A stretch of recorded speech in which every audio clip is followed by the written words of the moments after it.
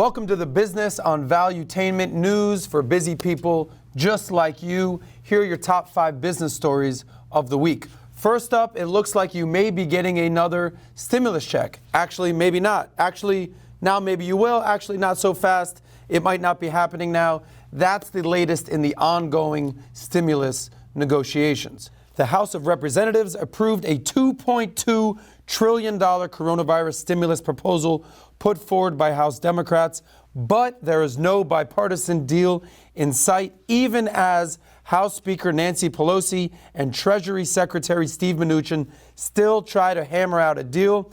These negotiations have started and stalled more than a Ford Pinto. At this point, if you're depending on another stimulus check, good luck, homie. There's a better chance of LA Bloods and Crips squashing their beef than Congress working together. Michael Jordan Sadface. Next up in the no shit Sherlock story of the week, 64% of Americans say the economy is worse than 1 year ago. I'm actually shocked that number isn't higher. Well, actually it is, depending on who you ask. 76% of Democrats say the economy is worse than a year ago, compared to just 50% of Republicans. The latest debate is what letter-shaped recovery we are going through. First, it was a V-shape, then it was U-shaped, now it's K-shaped. K-shaped is basically when the economy goes in 2 different directions at once. The rich are refinancing their homes and the stock market is up big, and the poor are out of work, no more stimulus checks, and unemployment benefits have been reduced, creating an even larger wealth gap. That's the special K. Moving right along, ground control to Major Tom. It is not looking good for the airline industry. Tens of thousands of airline jobs hang in the balance at American and United Airlines since no stimulus deal is in sight. Air travel demand is down nearly 70% from a year ago. Analysts forecast that U.S. airlines will lose $30 billion this year alone. Overall, the collapse of global air travel could potentially put as many as 46 million travel-related jobs at risk worldwide.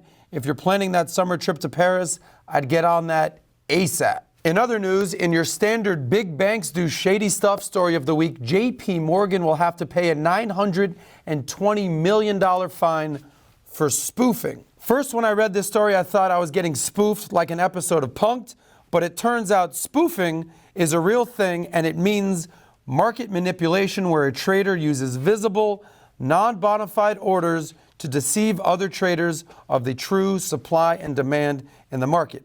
In this case, they spoofed the price of precious metals and treasury futures.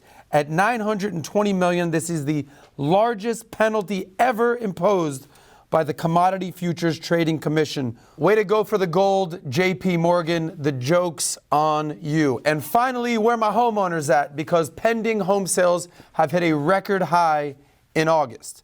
The National Association of Realtors Pending Home Sales Index surged 9% last month to an all-time high, signaling the U.S. housing market's rally continued into the fall. All 4 major U.S. regions notched growth in August, with the West being the biggest improvement. Now, before you run out and buy a house, just know, according to CNBC, 44% of homeowners regret their purchase, and 63% of millennials have regrets. So ease into this big decision.